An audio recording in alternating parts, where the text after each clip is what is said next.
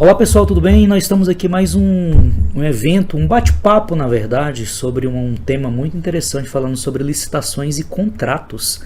E hoje eu tenho a honra de receber aqui um especialista nessa área, que é o Meison Figueiredo, né?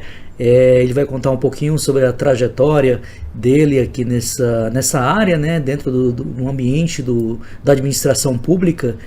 E ele tem uma vasta experiência aí, alguns relatos também, algumas perguntas que eu vou fazer aqui a respeito de dificuldades e melhorias, enfim, algo que talvez vai agregar para você aí do outro lado, né, que trabalha inclusive, que lida com essa temática no dia a dia, né? Meison, seja muito bem-vindo aqui a esse podcast, né? Um podcast muito livre, um bate-papo aqui, na verdade. É uma boa ideia. Né? Um ensaio aqui, vamos colocar assim, dessa natureza, né? Então, Meison, me conta um pouquinho sobre a sua trajetória aí na área pública. Você é especialista nessa temática de licitações e contratos, não é isso? Eni, primeiro, obrigado, né, pelo convite, né, de estar participando aqui com você na Conecta aqui, né?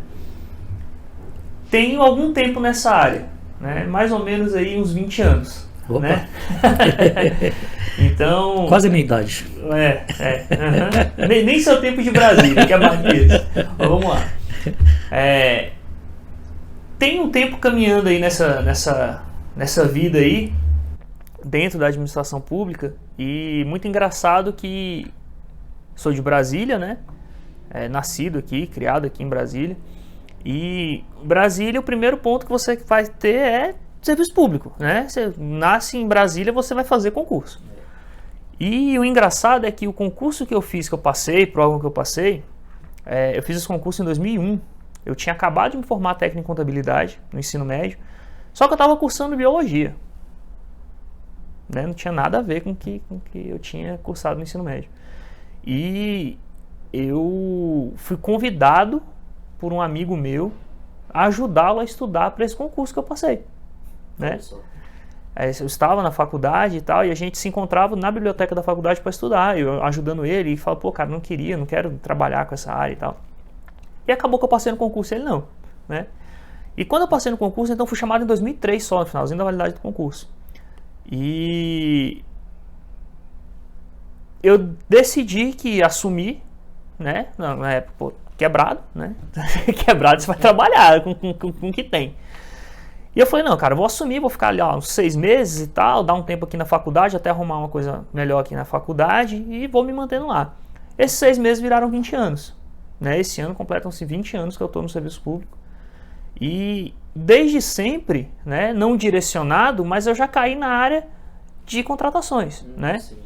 Comecei na parte de gestão contratual, mais especificamente na parte de pagamento de contrato, verificação de regularidade fiscal, pagamento, nota fiscal, essas coisas, até chegar aí nos últimos 2 anos e meio aí, a gerência, né, ocupar a função de gerente executivo de licitações e contratos, dentro do órgão que eu trabalho, que aí sim englobava toda a parte de contratação e gestão, né?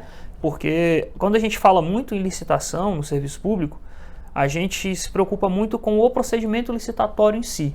Só que o procedimento licitatório, por mais demorado que seja, ele nunca vai ser maior do que a execução do contrato. Né? Muito raramente você vai ter um contrato executado num tempo muito curto, né? A gente até brincava lá na área, que enquanto eu licito em 6 meses, eu contrato por 5 anos. Né? Então, nesses 5 anos acontece muita coisa, tem muita história aí para contar, como você bem falou, né? Tem muita vivência nesses 20 anos aí, que eu espero poder compartilhar bem com vocês, né? E trazer aí um spoiler do que vai acontecer, né? Trazer um pouquinho da inteligência que a gente conseguiu desenvolver nesses 20 anos para que a gente contrate bem e tenha um bom contrato, né? Faça um bom procedimento de contratação e tenha um bom contrato entregue, que é o mais importante, que no fim das contas é o que a gente precisa, né? Eu não preciso fazer um ótimo procedimento licitatório. Isso é lindo. Eu preciso que o contrato me resolva. Eu estou contratando para resolver algum problema, né? Esse é o nosso papel como responsáveis pela contratação. E nesse intervalo de tempo, provavelmente você se deparou com uma série de problemas, né, de problema de contratação. Você poderia dizer alguma dificuldade que teve? Quais são as dificuldades comuns que se tem no dia a dia nessa área? Não, claro, a gente tem várias, né? É uma aventura você contratar no serviço público. Mas algumas, assim, são muito repetitivas. É o que a gente sempre tratou como... a gente tinha os desastres anunciados com data, né? Então a gente tem sempre alguns grandes eventos que eles acontecem todo ano. E todo ano a gente tem problema para contratar algo para esses eventos, né? Então, a administração pública, ela trabalha em geral com algumas... Você tem datas comemorativas, você tem carnaval, você tem Dia da Independência, Proclamação da República, você tem fim de ano. Mas que se repete. Que se repete, entendeu? Então, assim... E acontece, por exemplo, tanto na administração direta quanto indireta, né? Sou da administração indireta, trabalho numa empresa pública, né? Tem algumas facilidades, mas tem muitas dificuldades. E qual é o maior problema hoje de trabalhar numa empresa pública? Hoje, e que sempre vem acompanhando aí nas contratações, a empresa pública, ela tem muita gente que vem da iniciativa privada. E o maior problema é a pessoa que vem da iniciativa privada, para assumir cargos e trazer a experiência dela da iniciativa privada, até porque as empresas públicas precisam também da iniciativa privada, né? Ela entender que ela não está mais na iniciativa privada. Então, que há prazos a serem cumpridos, que há procedimentos administrativos, você está no governo, você é público, então você demanda explicações para a sociedade daquela aplicação do dinheiro que você usa recurso do povo, né? E então as pessoas normalmente, isso leva a vários problemas que culminam no início da contratação e às vezes são levados até o fim da gestão do contrato. Hoje posso dizer para você o problema número 1, as pessoas não sabem pedir. Esse é o problema, é o ponto central, porque toda contratação ela nasce de uma demanda. Eu tenho que saber demandar, eu tenho que saber o que eu quero. Por quê? Lá na frente, isso reflete no órgão de controle. Se você pediu errado, se você pediu mal, recebeu mal, você usou mal o recurso público. Você pode responder por isso. Sim. Né? Então, o maior problema que nós temos, né, esse gargalo aí, é de saber o que pedir. A quem saber pedir, tudo será dado. Se você sabe o que você quer, cara, é muito mais fácil você sair de um lado ou do outro. Um exemplo que eu gosto de usar, e foi um exemplo que um chefe me passou, né, lá da onde eu trabalho, é que a gente tem que ter foco na solução, não no problema. Então, quando você desvia o foco, por exemplo, o exemplo que ele usava, eu preciso chegar à Lua. Eu preciso chegar à Lua. Quando eu vou analisar, eu posso chegar à Lua de escada? Até pode, mas posso. Vai demorar. Né? Vai demorar e vai ser caro. Vai ser muito difícil. Né? É a melhor solução para o meu problema? Não é.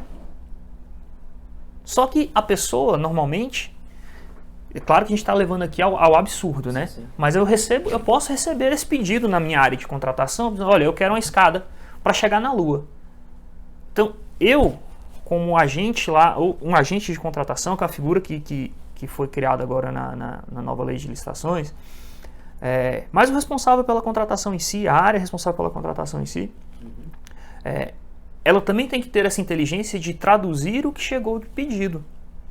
Olha, Enio, você está me pedindo uma escada para chegar na Lua, mas cara, o mercado tem uma solução melhor, se chama foguete. A gente pode alugar um foguete para chegar na Lua. Vai sair mais barato do que a escada. Vai ser mais efetivo. Então, essa inteligência ela tem que vir também de quem está responsável por contratar. Né? Então, esse hoje eu vejo como o grande problema. Fora que, às vezes, né, outro problema que a gente tem é dimensionamento errado. Eu peço, às vezes, mais do que eu preciso, ou às vezes eu peço sem ter o recurso necessário para aquilo. Né? Então, é muito importante na administração ao princípio da despesa e da receita. eu só posso fazer contratações se eu tiver o destaque orçamentário para aquilo. A gente tem aqui na Conecta, tem o Antônio, que é da parte da execução orçamentária, né? Antônio Martins, o nosso colega aí, ele pode falar isso com mais propriedade do que eu, né? Mas dentro desses 20 anos, eu digo para você, eu não consigo contratar direto, contratar o que eu preciso, sem ter recurso orçamentário. Ah, mesmo, mas existe registro de preço. Sim, gente, registro de preço ele vem para atender uma outra modalidade. Tanto que eu não posso nem alegar que eu vou fazer um registro de preço porque não tem orçamento. É ilegal eu fazer essa alegação, né? Os órgãos de controle vão me pegar nisso. Então, esse também é um problema. Eu posso ter problemas que eu tenho de dimensionamento na estimativa de um serviço a ser prestado. Isso vai me gerar termo aditivo, entendeu? Esse termo aditivo pode ser que eu não tenha dinheiro para pagar. Outro problema que o dimensionamento me dá eu posso incorrer em infracionamento de despesa, que é um outro problema que o órgão de controle pode pegar. Por exemplo, eu contratei aqui um serviço, vamos supor lá, fornecimento de camiseta. Ok. Contratei fornecimento de camiseta, eu tenho 500 funcionários. Contratei 100 camisetas, porque nem todo mundo precisa. Fiz uma contratação. Daqui a um mês vai surgir uma demanda de novo de mais 50 camisetas. Aí eu contrato de novo mais 50. Passou 3 meses, eu tenho um evento que eu preciso de mais 100 camisetas. Quando o órgão de controle vai analisar suas contas no fim do ano, vai fazer, mas peraí, por que você contratou 100, depois 50 e mais 100? Por que você não estimou uma demanda de 250 camisetas? Você pagaria mais barato e pagaria pelo volume. Entendeu? Então, falta de planejamento. Falta de planejamento, exatamente. Você chegou no ponto. A falta de planejamento com desconhecimento da minha demanda leva ao desperdício. Pode levar à responsabilização. Entendeu? Então, qual é a ideia aqui? E é uma coisa que eu persigo, né? E a oportunidade que a gente teve agora com a Conecta, que é o que eu quero fazer, que eu acho que a gente pode fazer isso, é levar para os nossos colegas de serviço público a confiança e a tranquilidade para agir na área de contratação. Na área de contratação, né? É muito complicado e é uma área que ela tem um estigma muito grande justamente porque a gente sabe da pressão de entregar as coisas, a gente sabe da pressão de fazer. Então você tem, por exemplo, o MEC, né? Posso citar o MEC. O MEC já fez contratação de livro com erro de impressão. Livro para distribuir para o Brasil inteiro. Falta de planejamento, pressão de entrega, eu não sei porque eu não estava lá dentro. Mas pode acontecer. Então as pessoas podem ser responsabilizadas por isso. O planejamento, ele vai resolver 100% dos problemas? Não vai. Não existe fórmula de ouro, não existe hackzinho, não existe, sabe, o atalho, não existe. Mas não adianta. Mas o planejamento ameniza. E o planejamento vai te mostrar que você pode se antecipar ao problema. Então, quando você pega ali o procedimento de contratação, ele parece ser chato? Parece. Mas quando ele é feito com a inteligência por trás do que tem que ser feito ali, você vai ver que quando você tem um ETP, que é um artefato de contratação com estudo técnico preliminar bem elaborado, quando você tem um mapa de riscos bem feito, você vai levar um termo de referência, um projeto básico que seja bem elaborado, que vai te levar a uma boa solução. Vai acontecer problema? Vai, só que você já mapeou o risco de acontecer o problema. Você está preparado, às vezes, para enfrentar com 100% de solução? Não, pode ter um problema que não tem solução, mas você, por exemplo, mapeou aquele risco. Você pode se antecipar ali e ganhar tempo, né? Então isso leva o planejamento, o controle da contratação, da gestão do contrato, ela leva a dar tranquilidade ali para quem está executando. Por quê? Um exemplo grande, que já vou entrar em outro problema aí, que nem da contratação, já é mais da parte da execução. Eu não posso me negar a ser fiscal de contrato. A partir do momento que eu sou funcionário público não, né, gente? A partir do momento que eu sou empregado público ou servidor público, eu não posso me negar a ser gestor de contrato. Fiscal de contrato, desculpe. Por quê? A contratação, ela é uma demanda da administração. Ela faz parte das atividades da administração pública. A administração pública não faz tudo. Ela não consegue fazer tudo. Ela não tem mão de obra para fazer tudo. Por exemplo, você pode ter... você numa prefeitura, né? você tem a parte de obras da prefeitura, você tem lá trator, você tem a parte de asfalto, só que provavelmente a prefeitura não tem uma fábrica de asfalto, ela vai ter que contratar alguém para fazer o asfalto. E mas eu sou, cara, o técnico lá da área de transporte. Mas você não precisa, dentro da área viária, dentro da área de obras, você não vai precisar do asfalto? Vou. Quem vai fiscalizar o asfalto recebido? Alguém tem que fiscalizar. Você não pode se negar a fazer isso. Então, se eu não posso me negar nessa atividade, o que eu tenho que fazer? Buscar conhecimento, estar preparado, planejar minhas atividades, controlar o que eu estou fazendo. Então, não adianta eu chegar aqui com a fórmula mágica. Ela não existe. Ela existe o quê? O que existe? O que pode ser feito? Preparação daquele empregado, daquele servidor. Ele estando preparado, cara, é tranquilo. É uma coisa tranquila de você fazer. Só que você tem que estar preparado, você tem que estar com o assunto, com as valências ali dominadas, com as valências prontas, né? E isso leva você também a buscar esse conhecimento, mostrando para sua chefia, para os seus superiores, de que assim, olha, eu não tenho preparo suficiente para cuidar disso, tá? Eu preciso ser treinado. Só tem você na área, cara, vai ser você o fiscal de contrato, não tem jeito. A gente sabe que, apesar de existirem muitos cargos, há uma escassez de mão de obra preparada.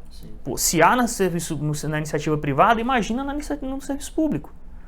No serviço público a mão de obra ela também é ruim. Não se enganem com isso.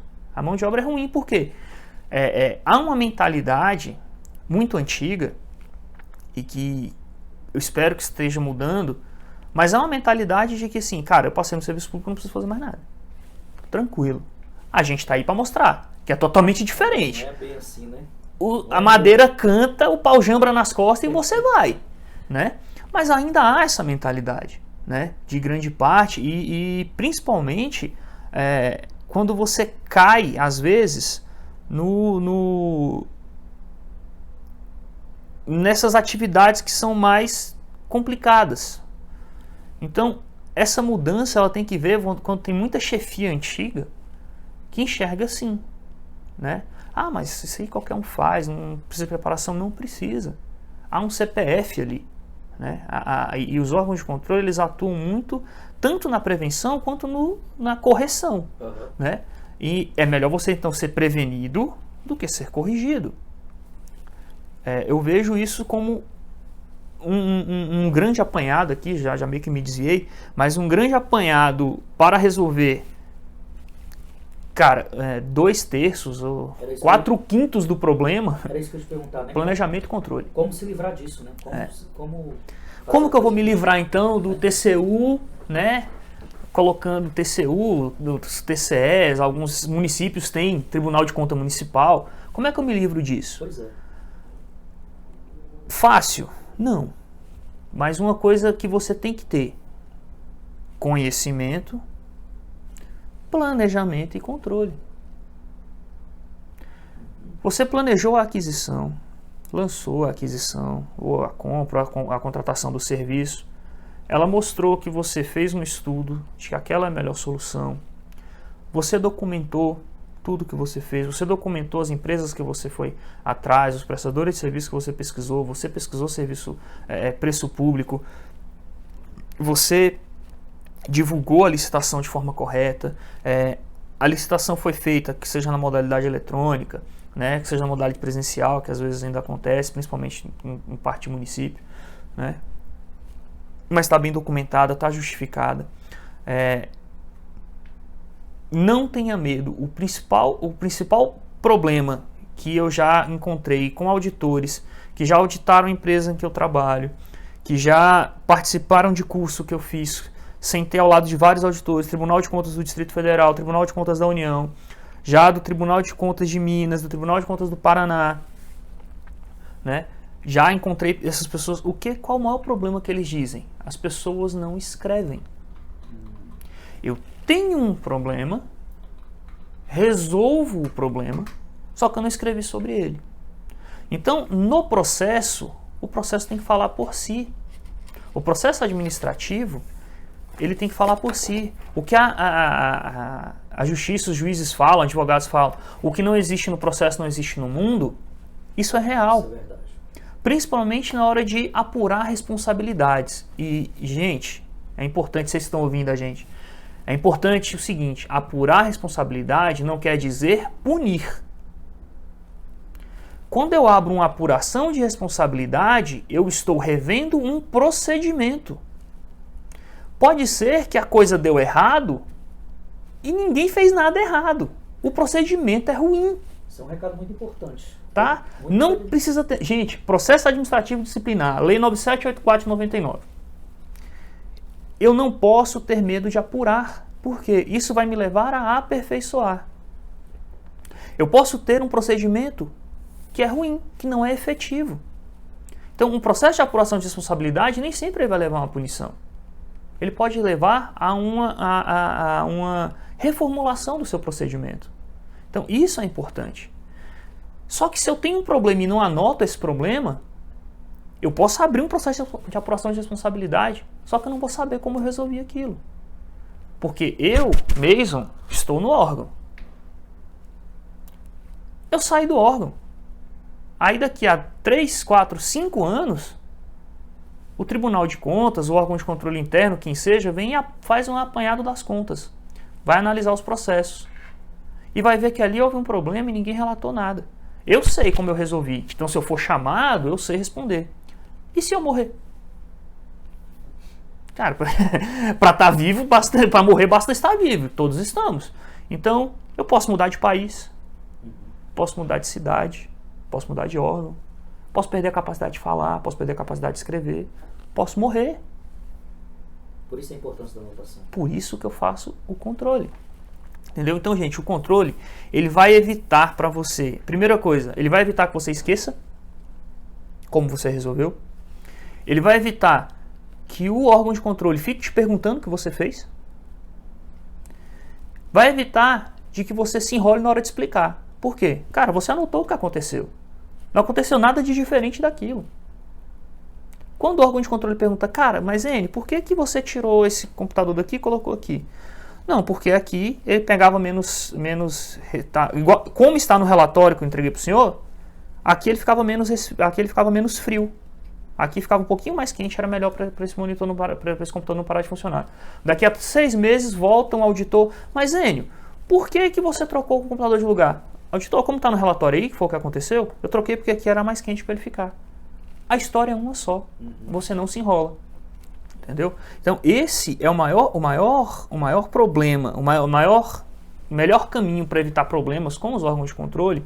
E assim, você começar a criar um ambiente no seu órgão, na sua empresa, na sua unidade que seja, um ambiente de confiança maior, é você fazer controle de tudo. Gente, não existe ninguém substituível. Se você sair, amanhã vão colocar outro no seu lugar. Infelizmente é assim. Então, se você não deixar nenhum buraquinho ali, não deixou nenhum problema para trás, cara, você vai viver a sua vida tranquila. Você não vai responder com seus bens. Lembre-se que você pode responder com seus bens. Cara, você fez a anotação, fez o controle, fez tudo. Vida que segue, você está na vida tranquila, você vai conseguir. E a melhor coisa que tem que ter para a gente que trabalha na área de licitações e contratos é você conseguir botar a cabeça no travesseiro e dormir todos os dias. Não ter medo do japonês da Federal. Exatamente. Já pensou? 6 horas da manhã, você tá lá de pijamão e bate o japonês da Federal na sua porta?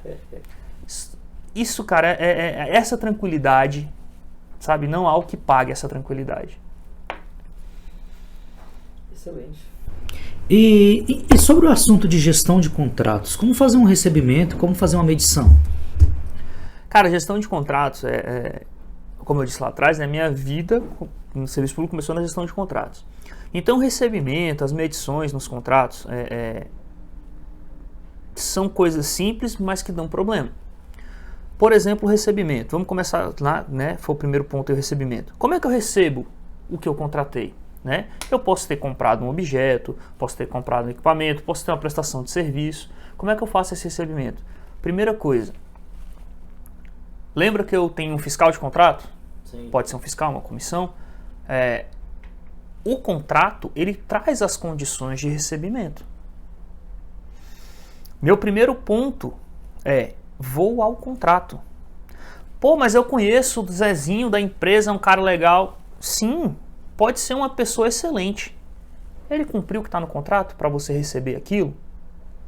É uma prestação de serviço. É uma prestação de serviço com mão de obra? É sem mão de obra? Ele precisa me entregar algum relatório? Ele precisa me entregar documentos de responsabilidade fiscal, previdenciária, trabalhista? Ele pagou todos os empregados dele? Ele trocou equipamento aqui na prestação de serviço? Ele pode trocar equipamento? Vamos falar de ar-condicionado, por exemplo. Vamos supor que o meu ar-condicionado tenha lá, ele vai fazer a manutenção preventiva, corretiva de 50 equipamentos, com troca de peças e tal, e vai apresentar um relatório no final do serviço. Ele mandou esse relatório? Ah, mas ele prestou, eu estava aqui com ele. Sim, você estava com ele, você era fiscal do contrato, que bom que você estava com ele.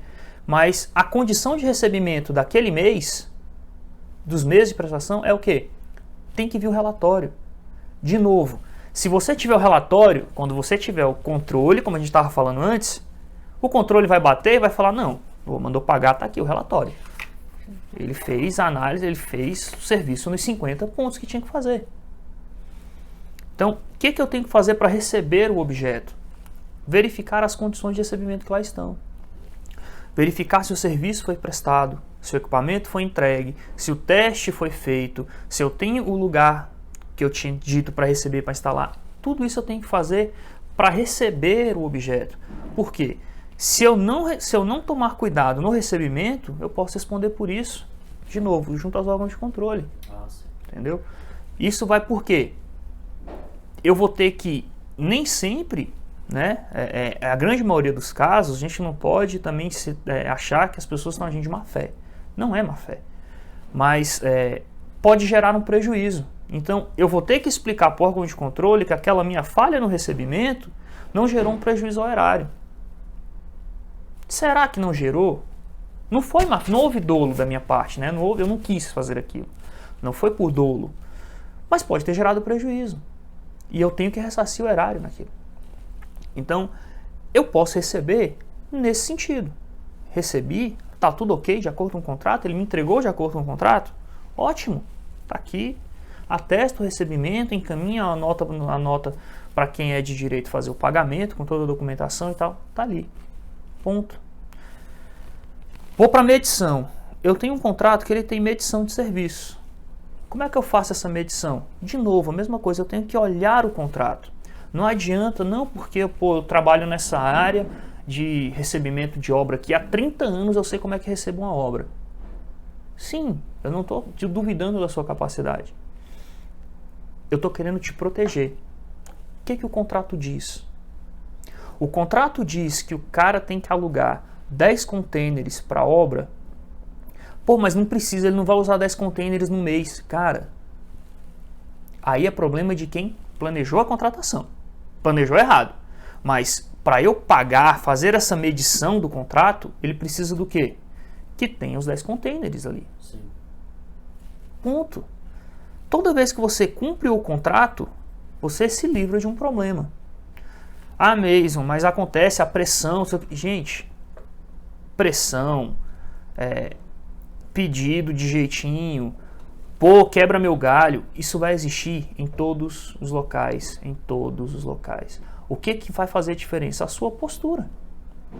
A sua postura é de que assim, você não precisa ser grosso, não precisa ser mal educado, não precisa tratar as pessoas mal, você não precisa destratar o contratado, entendeu?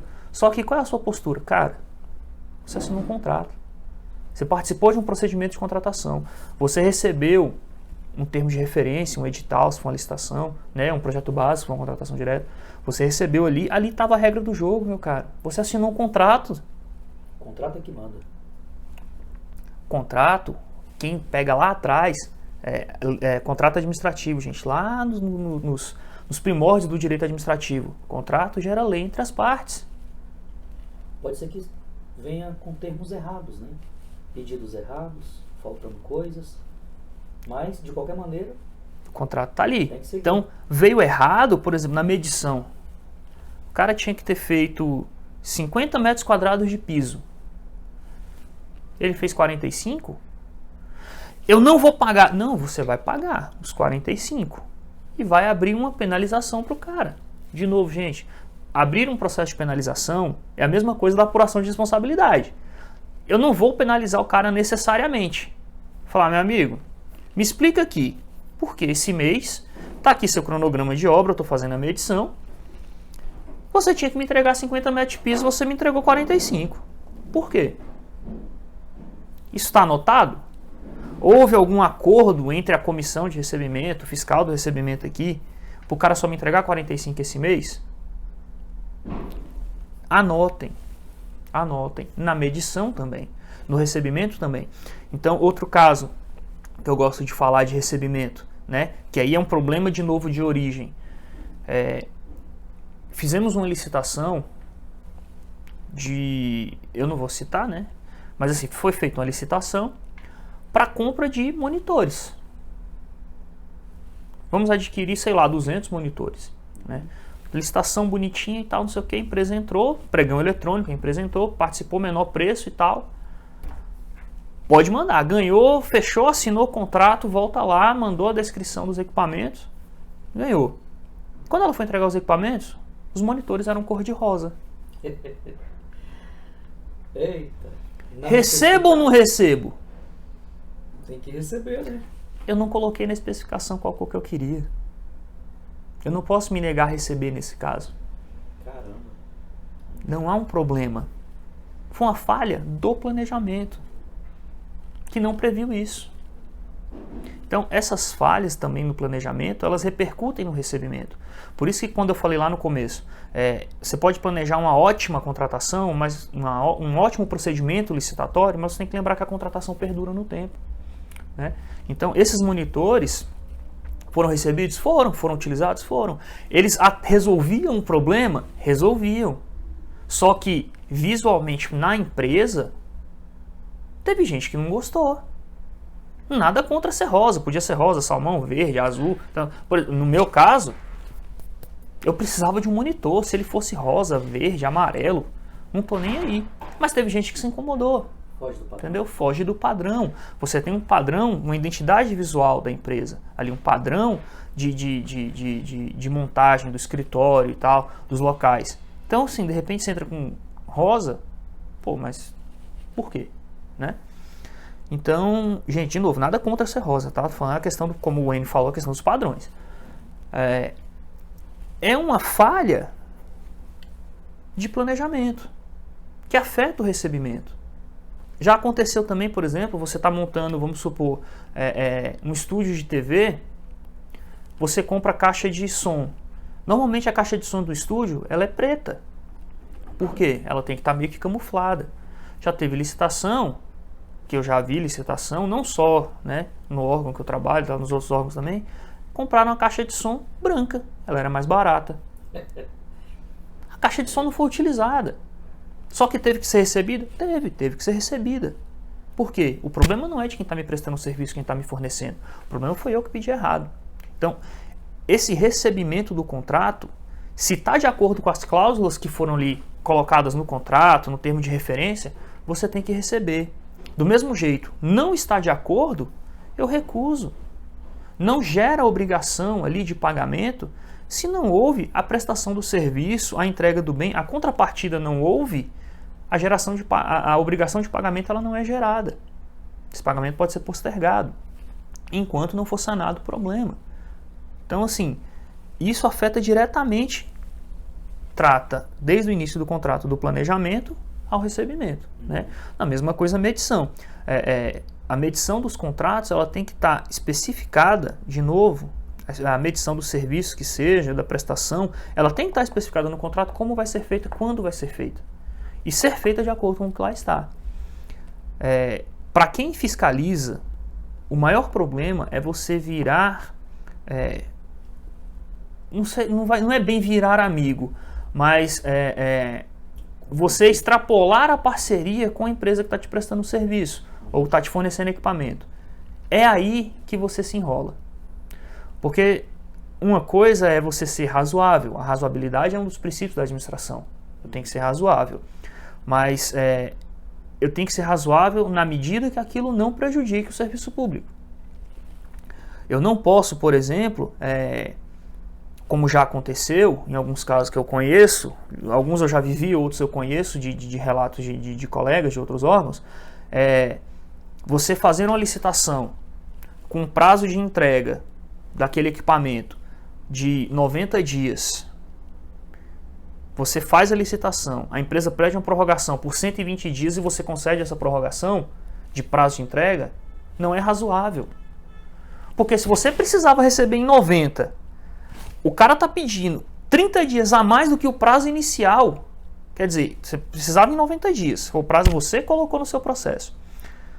O cara já está dizendo que vai entregar com 210 dias. Você concorda com isso? Então qual a justificativa que tinha para esse prazo inicial ser 90? Não é razoável. A gente tem que usar da razoabilidade também nas nossas decisões, né? Pô, eu pedi um equipamento que aconteceu o caso na pandemia e tal. Pandemia é um caso extraordinaríssimo. Tudo bem, eu vou avaliar. Pô, as fábricas fecharam, ficaram 3 meses fechadas. Sim. Beleza, o cara não vai conseguir me entregar com 90 dias. Aí ele me pede 24 meses. Pô, pera, também não, né? Não dá. Essa razoabilidade você tem que ter nessa análise.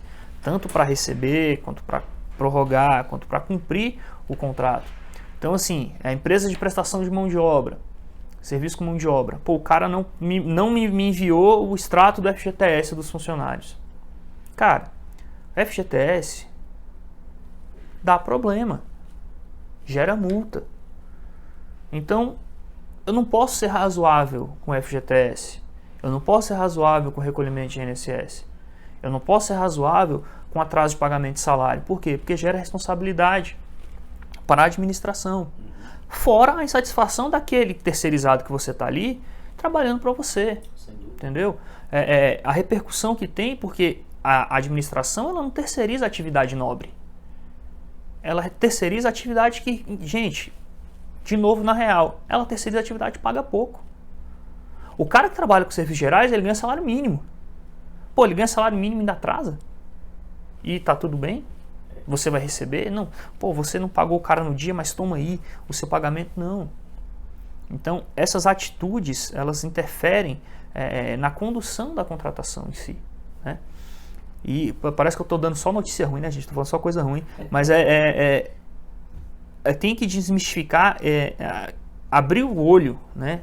Fazer com que vocês se atentem para que não precisa ter medo de agir. Muito dos problemas que há nas contratações é por medo de agir, por falta de conhecimento, entendeu? Vocês têm que agir. Ninguém vai ser punido porque fez o que está no contrato. Ninguém vai ser punido por isso. Então, vamos cumprir o contrato. Vamos receber do jeito que tem que receber, vamos medir como tem que medir, anota o que tem que anotar, que, cara, sua vida vai ser uma vida muito tranquila. Como eu disse, e o Enio falou também, o japonês da Federal não vai bater na sua porta, né? Você vai dormir tranquilo, vai ter uma boa noite de sono, vai descansar. A gente estava conversando sobre sono aqui fora, gente, antes disso. Você vai conseguir descansar, ter seu sono profundo e assumir, e o caso aí que leva um pouco mais à frente, você tomando essas atitudes, a tendência de você assumir cargos com remunerações maiores, com maior importância dentro dos seus órgãos, dentro das suas empresas, ela é maior. Como eu falei, né, lá atrás, há essa cultura, essa visão, principalmente do público, de que o servidor público ele sentou, entrou e encostou. Mas a gente também percebe que há uma tendência realmente de mudança, de começar a valorizar quem entrega. Se você entrega, gente, o trabalho devolve. Tá? Você faz um bom trabalho, pode não parecer para você, às vezes a gente acha que não tem remuneração, não tem retorno daquilo, pô, tô me esforçando aqui, cara, sou um cara chato, tenho minha planilha, preencho minha planilha. Alguém tá vendo. Alguém tá vendo. Alguém sempre tá vendo. Tenha essa consciência, alguém sempre vai olhar e falar, pô... E a prova é, deixa de fazer. Para ver se logo não acontece. Deu problema, eles vão atrás. Né? Mas em relação a isso, por isso que é importante o servidor, o agente público, estar se atualizando, né? Porque o conhecimento vai fazer com que ele progrida, né? na carreira, ganhe tempo Exatamente. Né? Além de fazer o processo correto, que vai trazer essa tranquilidade para ele e para o seu chefe, para os seus gestores também, não é isso? É importante você estar sempre atualizado, principalmente na área de a legislação de contratos e de licitações. Ela não muda muito a legislação macro, né? Então você tem a Lei 8666 de 93, né? E não deixa um defunto morrer. O defunto não descansa. Prorrogaram, ela era para ter acabado agora em abril, prorrogaram já mais um ano e já estão querendo prorrogar mais. Mas é um defunto que não descansa. Mas é uma lei de 93, né? A lei do pregão é de 2002, a lei 10.520. Você tem, de novo, a lei das estatais já é de 2016, então também já tem um tempo de estrada, né? E você viu que a nova lei de licitações ela mudou agora, né? Ela entrou em vigor definitivamente agora em abril, ela é de 2021. Já podia estar sendo aplicado isso. Ela foi, 1º de abril de 2021, ela foi publicada com aplicação, já podia ter aplicação imediata, mas houve essa transição de 2 anos, né, entre a Lei 8666 e a 14133 de 2021, que ela se tornaria obrigatória 1º de abril de 2023. Mas já prorrogaram a Lei 866 mais um ano, né? E então, para o gestor, isso é meio complicado, porque você tem várias legislações concorrentes, né? Concorrentes no sentido de, concorrentes no sentido de estarem vigentes ao mesmo tempo, né?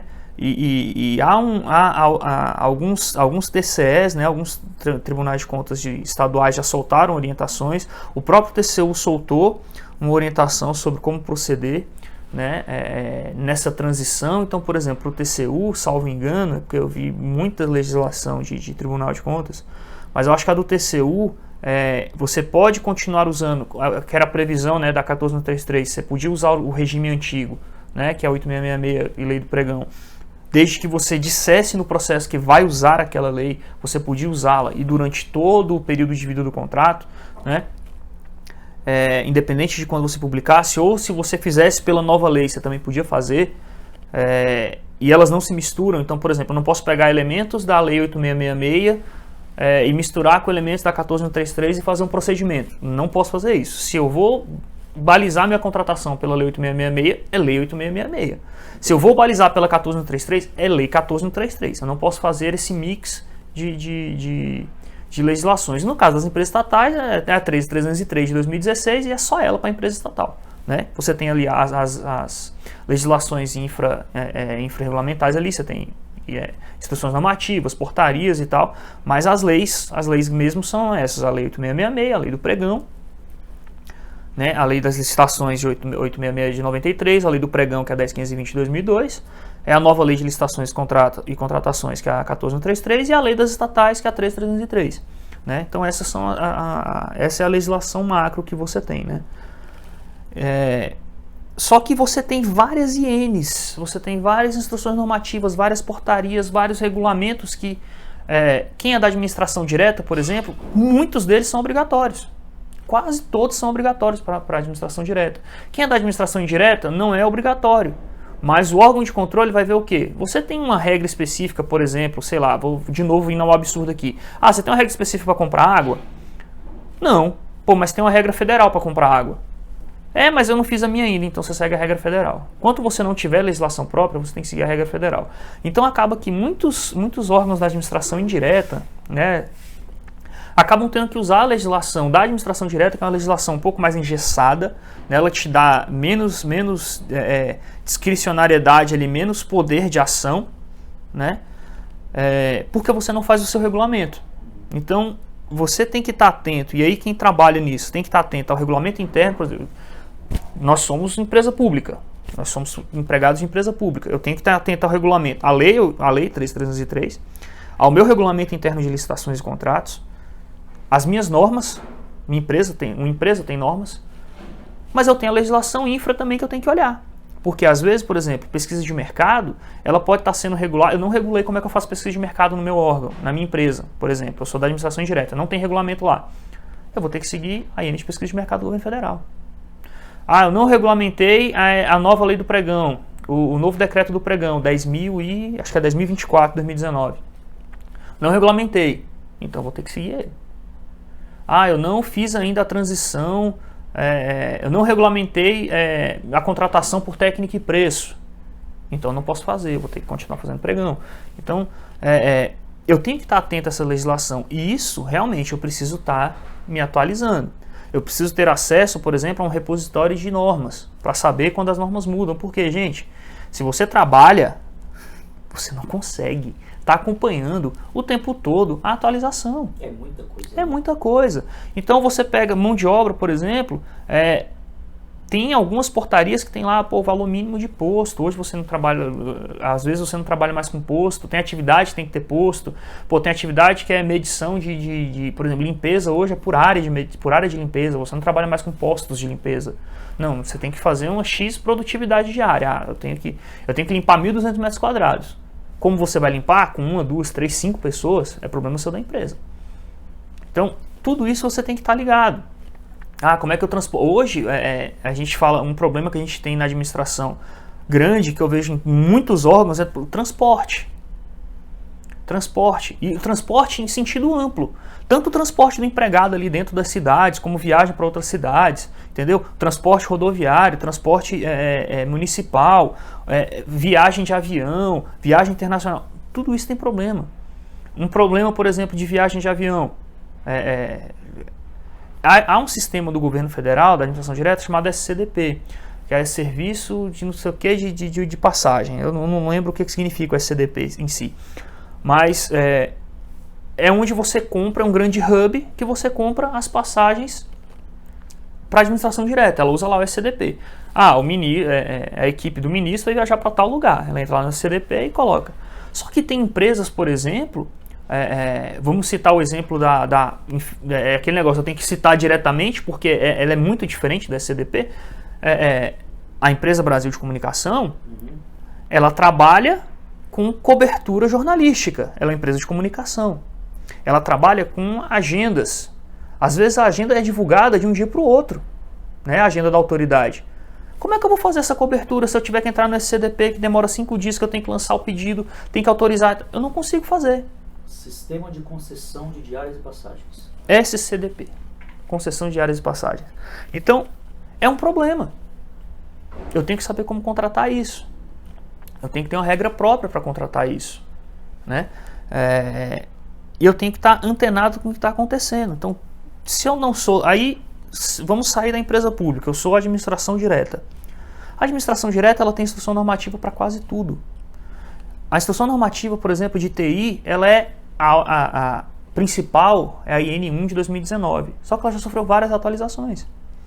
Então eu tenho que estar antenado com essas atualizações. Eu tenho o SINAP, por exemplo, tem a tabela de obras, serviço de engenharia. Eu tenho que olhar quando eu forçar uma obra, um serviço de engenharia. Como é que eu enquadro uma reforma? Posso enquadrar uma reforma como serviço comum, como serviço de engenharia? Eu tenho que conhecer isso. Se eu faço licitação, se eu faço contratação, eu sou responsável por isso, não só como demandante, como dono do procedimento, como agente de contratação, como pregoeiro, como eu cuido do processo da contratação, eu tenho que saber isso. Porque às vezes quem está lá pedindo não sabe que a legislação mudou. Que eu tenho uma norma, uma NOR da BNT que eu tenho que seguir. Eu tenho algum ISO que eu tenho que seguir. Entendeu? Tem alguma norma de bombeiro, por exemplo, para você contratar a brigada civil, tem a norma dos bombeiros. Quantas pessoas tem, o público que circula no local, as saídas, eu tenho que ter um plano de fuga, entendeu? Eu tenho que ter um plano de combate a incêndio. Às vezes quem está pedindo não sabe. Eu, infelizmente, assim, eu digo infelizmente porque é muita coisa, mas é importante e é um diferencial para você que está trabalhando, você saber pelo menos onde procurar. Eu não tenho que saber que eu tenho que ter, sei lá, se eu tiver 500 pessoas em circulação na área, eu tenho que ter 2 brigadistas. Eu não tenho que saber isso, mas eu tenho que saber que, cara, para fazer contratação de brigada, eu tenho que ter alguma coisa no bombeiro. Deixa eu olhar. Ah, não, mas meu público quer 200 pessoas, então não precisa contratar brigadista. Você receber uma demanda que você não vai atender. Vai ter, cara, beleza, olha só, nosso prédio tem 200 pessoas só, não precisa contratar brigadista não. essa justificativa que você está dando, eu não contrato brigadista. Você pode contratar, não, porque o brigadista vai trazer o conforto, a segurança para o pessoal, para tratamento. Meu público é velho, eu tenho um público de idoso, por exemplo. Eu posso ter um centro de atendimento da Previdência Social que tem um público circulante de, sei lá, 200 pessoas. Eu não preciso contratar brigadista para isso. Pelo público circulante. Mas por conveniência, oportunidade e minha obrigação, eu trabalho com o público idoso de novo. Vamos voltar lá no começo.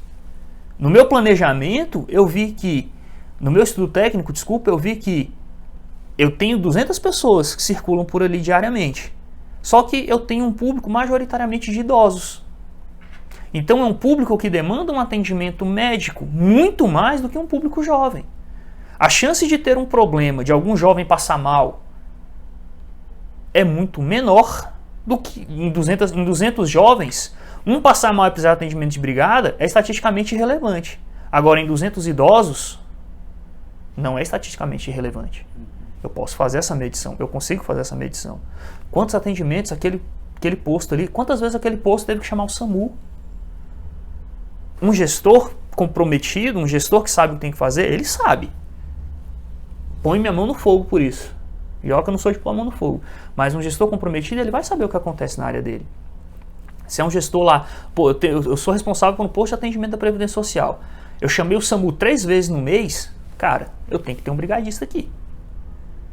Não adianta, se eu ficar esperando o SAMU atender, a pessoa vai morrer no meu atendimento. Então assim, é desumano, entendeu? Ele tem que ter essa estatística. Então assim, eu devolvi uma contratação, porque era 200 pessoas, não tem. Só que eu estou justificando que eu não preciso porque são 200 pessoas. Sim. Eu trabalhando lá no ETP, estou trabalhando na justificativa daquela contratação, dizendo que, olha, eu preciso de um brigadista, independente do tamanho da população circulante, que é 200, mas por quê? Porque eu atendo um perfil de público que é maior de 65 anos. Essas pessoas ficam, estatisticamente, elas passam mal, elas têm problemas de saúde. Elas estão na fila da Previdência Social, elas estão buscando algum atendimento, elas estão buscando algum socorro. Mesma coisa quem atende nos municípios que você tem atendimento social. Então, às vezes, você tem um público circulante pequeno, mas você tem justificativa para manter aquela contratação. Então, esse assunto de licitação é bem amplo, né? Você tem uma série de temas diversos aí, desde o planejamento, como você bem colocou, até o recebimento e pós-recebimento, né? E aí, nesse caso, uma das temáticas que eu queria colocar aqui para os nossos espectadores, aqui, a galera que está nos seguindo, né? É sobre esse é até difícil, inexigibilidade, né?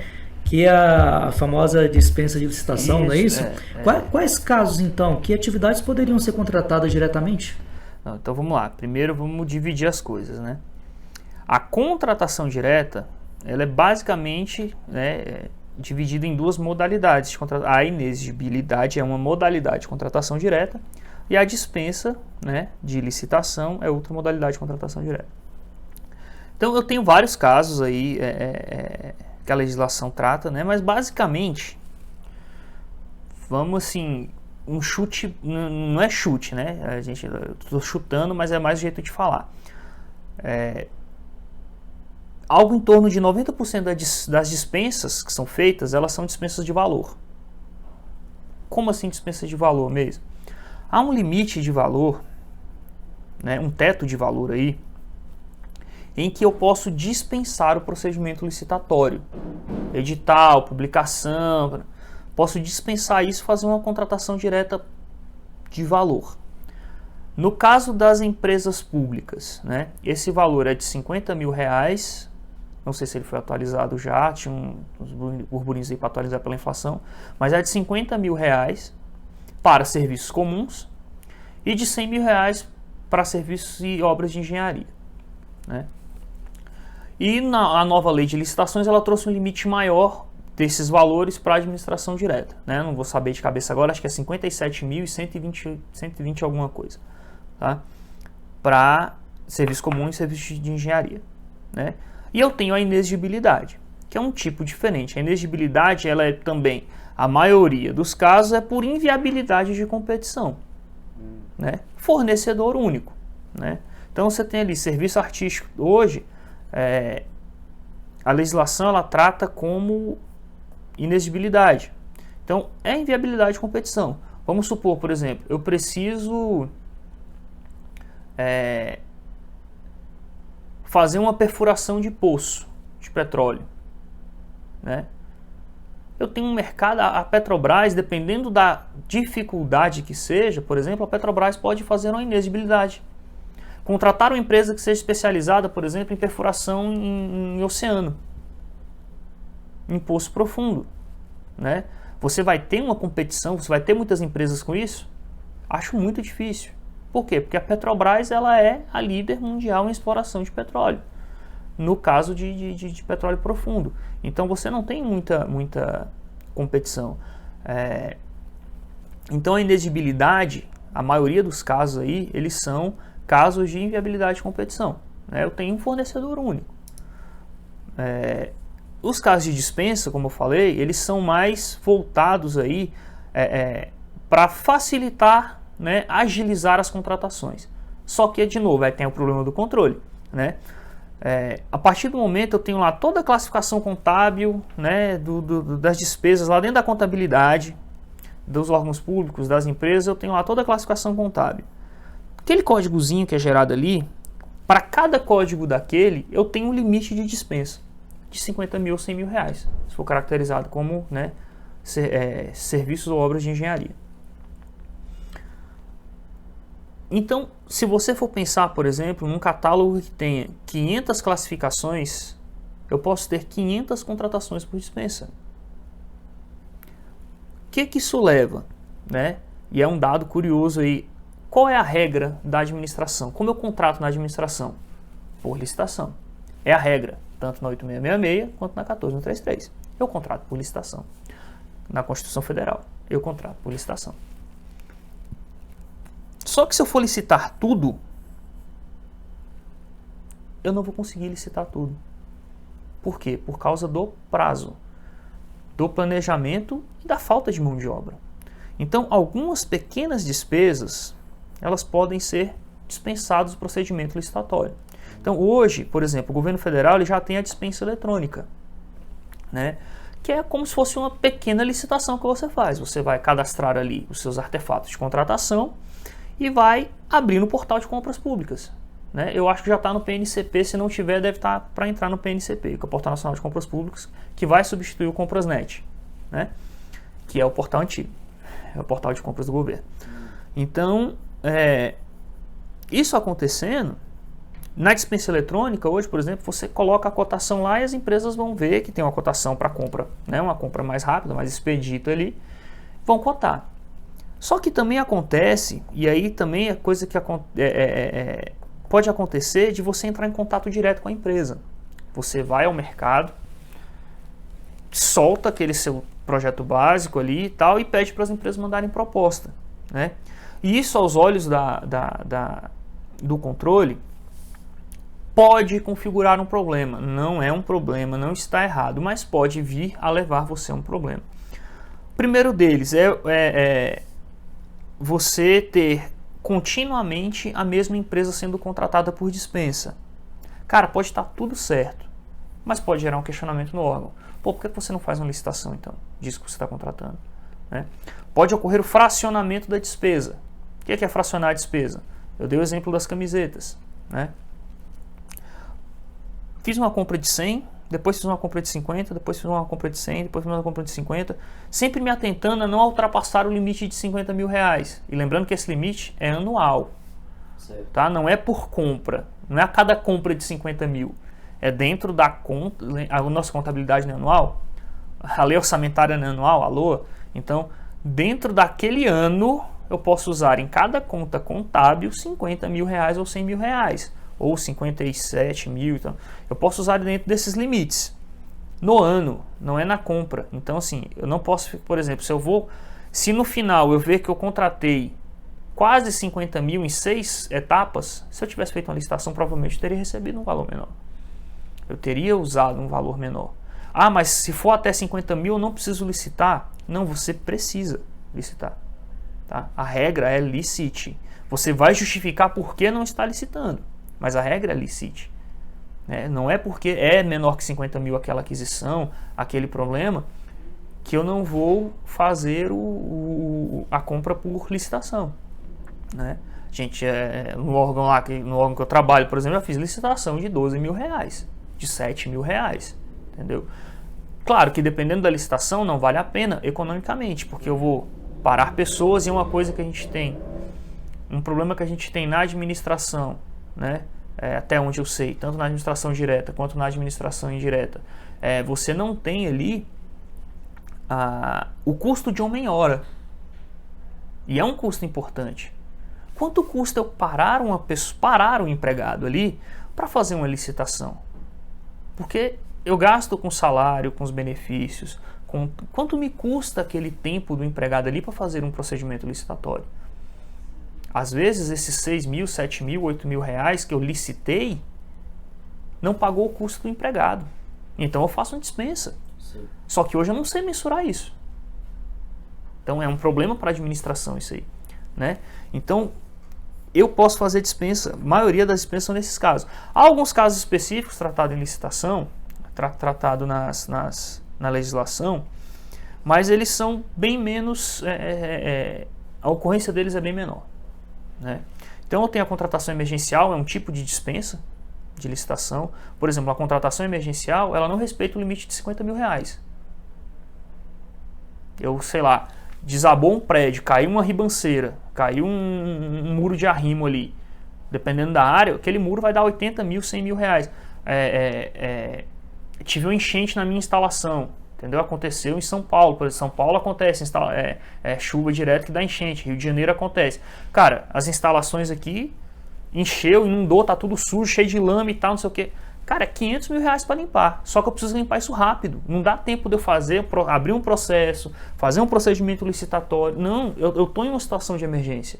Sim. Então, eu dispenso a licitação, vou ao mercado e 10, 20, vou a 20 empresas. Cara, me cota aí quanto é que você me cobra para limpar esse lugar. O cara vai cobrar 100 mil, 200 mil, 300 mil reais. Eu vou lá, pego o menor preço, cara, contrato e faz. Por quê? Porque eu estou numa situação de emergência. Então é um tipo de dispensa também. Né? De qualquer maneira, mesmo que seja em caráter emergencial, ainda há uns procedimentos para ser observados. Sim. Não é feito de qualquer maneira. Então a habilitação da empresa tem que existir, a empresa tem que estar com o recolhimento de impostos dela correto.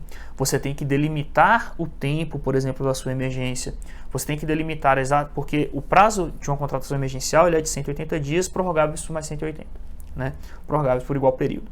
Mas a emergência ela não inicia no momento que você abre o processo. Entendeu? Aquela situação emergencial ela está posta.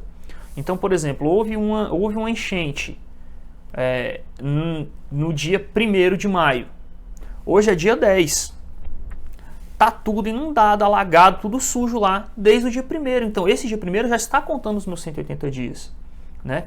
Não é porque eu vou iniciar o procedimento hoje, dia 10, que a emergência surgiu hoje. Não, a emergência surgiu há 10 dias atrás.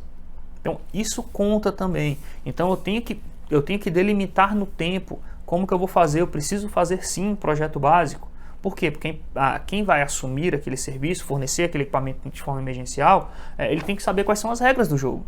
Eu tenho que fazer um contrato, eu tenho que ter orçamento para aquilo. Eu não posso contratar, eu não posso fazer um registro de preço emergencial. Não existe. Eu tenho que ter orçamento para contratar. Né? Eu tenho que ter dinheiro disponível para contratar ali. Os procedimentos, eles continuam existindo. Né? Mesmo que seja uma contratação emergencial. O que vai acontecer? A contratação emergencial ela vai ser uma dispensa da licitação. Eu não vou ter que fazer o quê? Abrir edital, publicar edital, receber impugnação, analisar, julgar, receber proposta, abrir no sistema, não, vou julgar a proposta, analisar a proposta, abre prazo para recurso, volta. Não, isso não vai ser feito. Por quê? Porque é uma situação de emergência. Vou receber as propostas, vou analisar, claro que eu vou analisar com todo cuidado, com todo procedimento que tem que ser feito, mas eu vou fazer essa análise e determinar a contratação. Dentro da discricionariedade ali, do administrador, que está ali à frente do problema, mas ele está ali para resolver o problema.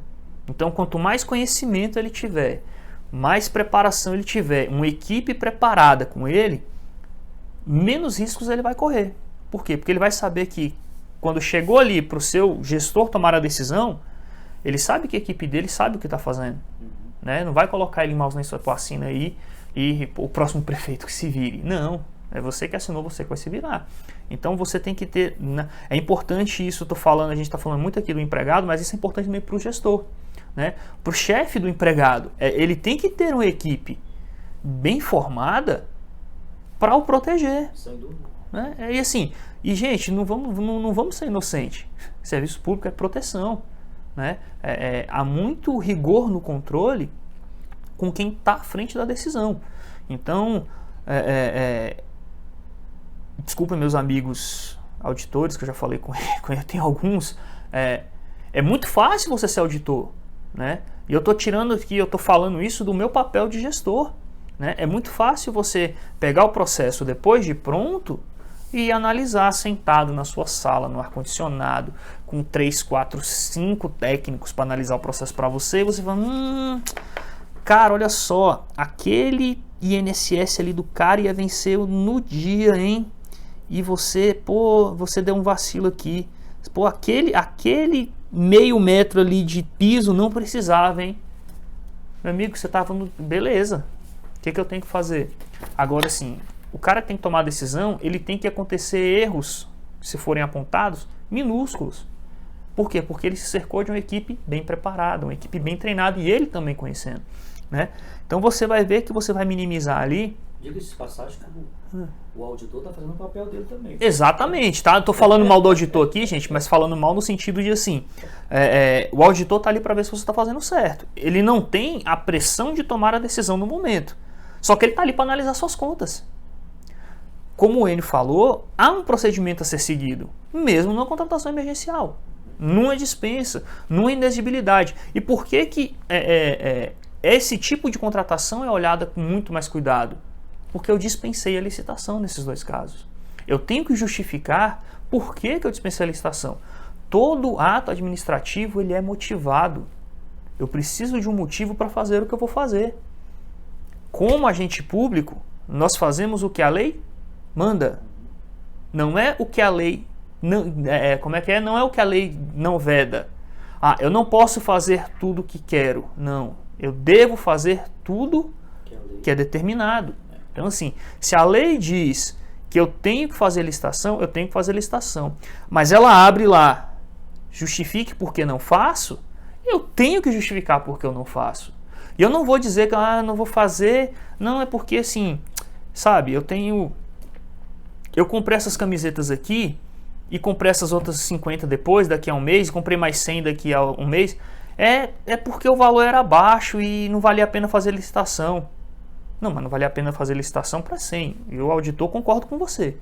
Para 250, ao invés de pagar, sei lá, 100 reais por camiseta, você podia ter pago 70. Uma coisa é te entregar 100 camisetas. Outra coisa é te entregar 250. O nome disso é economia de escala. Tanto que a própria nova lei de licitações, ela prevê, por exemplo, que os municípios façam consórcio de licitação. Os municípios comprem em conjunto. Eles vão se juntar para quê? Além de a estrutura do município é muito menor, é lógico, né, para ter um procedimento de contratação, ter todos esses agentes aqui que participam da contratação. Mas além disso, você ganha economia. Porque uma coisa é eu fornecer para um município, sei lá, 1000 merendas. Merenda é um negócio meio... merenda é um assunto polêmico, né? Mas vamos lá, uma coisa é eu fornecer para um município 2 ambulâncias, que também é polêmico, mas é menos. 2 ambulâncias. Outra coisa é eu ter um consórcio de 10 municípios e vender 20 ambulâncias. Eu consigo, por exemplo, negociar o valor da ambulância com a montadora mais barato. Pô, você não vai me entregar 2, vai me entregar 20, cara. E a gente sabe que isso até é na economia própria de casa. Pô. Você vai comprar num mercado que é atacadista, se você leva um produto, é um preço X. Se você leva 3, aquele produto já vai ter um preço menor. Por quê? É economia de escala. Né? E é isso que acontece, então,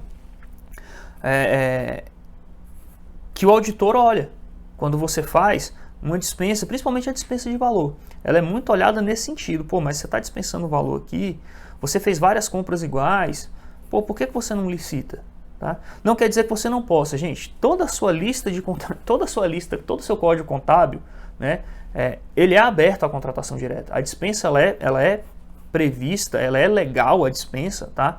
Você pode fazer a dispensa, mas você tem que justificar por que eu estou dispensando a contratação, por que eu estou dispensando a licitação. Mesma coisa na inexigibilidade, eu tenho que comprovar que as condições de inexigibilidade estão postas na contratação.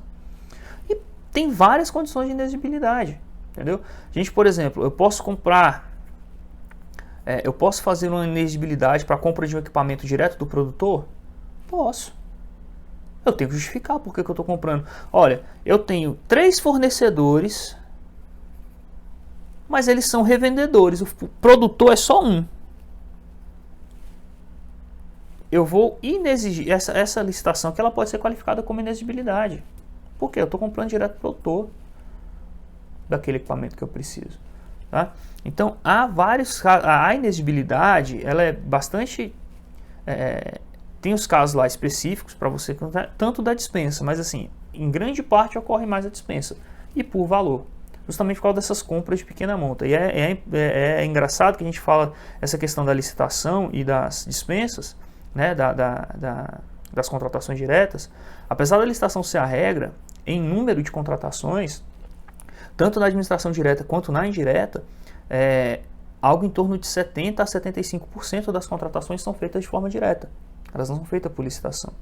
Então, é um volume muito grande. Apesar dos recursos maiores serem licitados, que aí é a obrigação de licitação, passou de 50 mil, por exemplo, nas empresas, eu tenho que licitar. A minha estimativa de preço passou de 50 mil, eu sou obrigado a licitar. Então, é claro que os grandes vultos aí, os grandes volumes, eles são licitações, né? Mas, em número de procedimentos, de 70% a 75% das contratações feitas pela administração são contratações diretas. Né? Interessante. Até uma curiosidade, na verdade, né? Até uma curiosidade. Então, na verdade, não é uma regra, né? Não. É importante a gente citar a fonte, tá? Esse é um estudo do Ministério do Planejamento, do antigo Ministério do Planejamento, Orçamento e Gestão de 2018, tá? Não sei se ele já tenha números, como eu disse, é muita coisa de legislação, eu não sei se ele já tem números atualizados. E é importante essa honestidade intelectual com vocês aqui. Tá? Não estou aqui para ficar falando números tirados do DataEu. Não é DataEu, tá, gente? São números aí que podem ser verificados. E se eu estiver falando algum número aí que não bata e tal, por favor, mande aí, a gente contesta, a gente conversa, pode comentar, entendeu? Até nos atualiza. Nos atualiza, a gente, assim, ninguém aqui é dono da verdade e ninguém é refém do erro, né? A gente sabe que quem acompanha mais os podcasts aí e tal, tem um podcast aí que o pessoal fala muito, um dos apresentadores do podcast fala muito, que é uma frase, acho que é do Hayek, né, economista acho que é suíço, que ele fala, suíço, alemão, não sei, ele fala que o conhecimento está disperso pela sociedade, né? Então, o conhecimento está disperso pela sociedade. Nosso papel aqui é tentar fazer um compilado disso e direcionar, mas o meu conhecimento com o seu, com quem está aí comentando, com quem está trazendo, a sua realidade aí pode ser diferente da minha, né? Pode ser diferente da nossa, pode trazer um dado, por exemplo, que eu não tenho acesso, né? Não, olha só, no meu município não é assim, a gente faz tal procedimento. Pô, legal, vamos ver como é que é o procedimento do seu município. De repente a gente pode trazer algo para cá ou você levar algo para aí para melhorar, né? Então, assim, podem comentar à vontade, podem falar que eu sou careca e tal, que não é mentira. Podem reclamar também dos S, do né, dos chiques, não tem problema. Podem falar o que quiserem aí, viu, gente? E tragam, se vocês têm números que contestem o que eu tô falando, pô, traga, a gente faz o debate aí, a gente prepara mais vídeos, né? O importante é a gente trocar o conhecimento e, como eu falei, quanto mais você conhece, né? Quanto mais preparado você está, mais vertentes diferentes, soluções diferentes você vê, melhor você vai agir para atender aquele problema que você tem. Né? Se eu faço sempre a mesma coisa, será que eu vou ter sempre o mesmo resultado? Como é que eu vou ter um resultado diferente se eu faço a mesma coisa igual? Eu estou sempre tendo o mesmo problema. Como eu falei lá no começo, eu não posso ter o incêndio programado. Incêndio programado, quem tem é o cerrado queima. Né? Faz parte da minha parte biólogo falando agora, o cerrado queima. né? O Cerrado queima a cada 2 anos. O Cerrado tem incêndio programado. Minha empresa não pode ter um incêndio programado. Meu órgão não pode ter um incêndio programado. Eu tenho que estar preparado para aquilo. E a preparação vai vir da onde? Conhecimento, planejamento e controle. Esses são os pilares. Conhecimento, planejamento e controle. Você tendo isso, tudo fica mais fácil. Bom, é muito assunto, né? Mas você já resumiu agora. A gente vai até fechar esse podcast, né? Esse bate-papo. E resumiu muito bem. Você tem um Instagram, né? @ConectaContratos. Conecta Contratos, exatamente. Pronto, vamos pedir o pessoal para seguir então aqui esse Instagram, né? Esse perfil. Vamos lá, a gente vai estar mantendo ali o máximo possível as atualizações. Então, sigam, passem para os seus 5.000 melhores amigos, né? Façam indicação para eles, entendeu? E por lá a gente vai estar sempre conversando. Vamos estar pintando aí, legislação pintou coisa nova, a gente vai dar um aviso para vocês, a gente vai passar para vocês, mas uma coisa que a gente tinha conversado também fora aqui, né? E uma coisa que é muito importante, que é a ideia desse perfil do Conecta Contratos, que é trazer para vocês não apenas a questão do atendimento da legislação em si, mas a inteligência que tem que ser feita, inteligência que eu digo, gente, pelo amor de Deus, né? Nem começou o perfil, já está cancelando. Mas sem cancelamento, estou falando da inteligência, capacidade cognitiva, né, das pessoas. Não estou chamando ninguém de burro. Mas a inteligência do saber pedir, né? Perspicácia ali, né? Exatamente, a perspicácia ali, o entendimento do que você tem que resolver como um problema, porque na verdade o agente de contratação, a pessoa responsável pelas contratações, ela é um resolvedor de problema, né? Então a inteligência que tem que ser feita por trás do pedido que você recebe ou do pedido que você faz, para que seu problema seja resolvido, né? Gente, o ETP, que é o Estudo Técnico Preliminar, o documento de demanda, o DOD, DFD e tal, dependendo do que você vai contratar, o termo de referência, o projeto básico, gente, tudo isso, no fim e ao cabo, eles são receitas de bolo.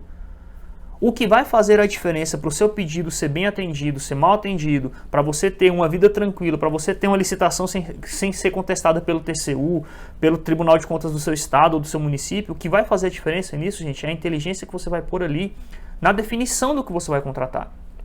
Se você vai fazer uma contratação bem feita,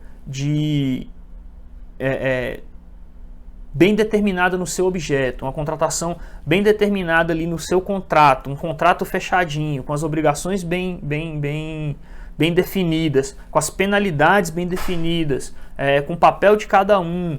Então, é essa inteligência que tem que estar por trás da contratação. E é isso que a gente vai tentar passar para vocês, né? Tentar não, né, gente? A gente faz ou não faz. Já dizia Mestre Yoda, né? Já dizia Mestre Yoda, ou você faz ou você não faz, você não tenta, né? Então é isso que nós vamos fazer para vocês, né? Trazer como trabalhar essa inteligência da contratação, para que eu faça tanto um bom procedimento licitatório como eu tenha um bom contrato. Excelente. Que é isso é o meu objetivo. Tem que lembrar que nós, como serviço público, nós temos um atendimento a ser feito, que é o atendimento do bem público, né? Eu tenho que fazer um atendimento ao público, um atendimento ao bem público. Posso ser uma empresa de perfuração de petróleo, posso ser uma petroleira, posso ser um banco, posso ser uma empresa de comunicação, posso ser um órgão do Ministério da Saúde, o meu objetivo final é atender ao público. Então eu tenho que atender o público de um modo inteligente, gastando menos e sendo bem atendido, né? Tendo uma boa contratação, então, ela vai fazer com que isso aconteça, né? E é essa inteligência que a gente vai tentar, de novo, não tentar, essa inteligência que a gente vai fazer, né? Que a gente vai trazer para vocês, e aqui ficando à disposição, explicando, a gente vai, cara, podem comentar, te trazer dúvidas, a gente vai responder dentro do possível ali, a gente vai, vamos buscar sempre fazer o quê? Com o conhecimento disperso pela sociedade, fazer com que esse conhecimento atinja mais e mais pessoas. É essa a ideia. Meison Figueiredo, muito obrigado pela presença aqui, pelo seu tempo e por disseminar esse conhecimento vasto aí que você tem na administração pública sobre essa temática que é enorme, né? É grande, né? Mas aos poucos foi bem esmiuçada aqui. Para quem é da área, eu creio que pegou muita coisa, muito insight, né, nesses momentos que a gente passou aqui. Pessoal, aproveita, dá um like aí, comente, nos ajude aí a divulgar esse material, né? E nosso muito obrigado a você também que nos assistiu aí do outro lado também, né? Então até uma próxima, vamos ter outros momentos, né, disseminando, trazendo outras temáticas, atualizações das legislações e tudo mais, dentro desse tema de licitação em contrato, né? Mas desde já, muito obrigado mesmo. Eu que agradeço, Enio. Pessoal, sigam aí o Conecta Contratos, tá? Vamos fazer bombar aí, vamos fazer um serviço bom no serviço público. Eu acho que a gente merece, né? Obrigado aí, Enio. Até a próxima. Grande abraço. Valeu.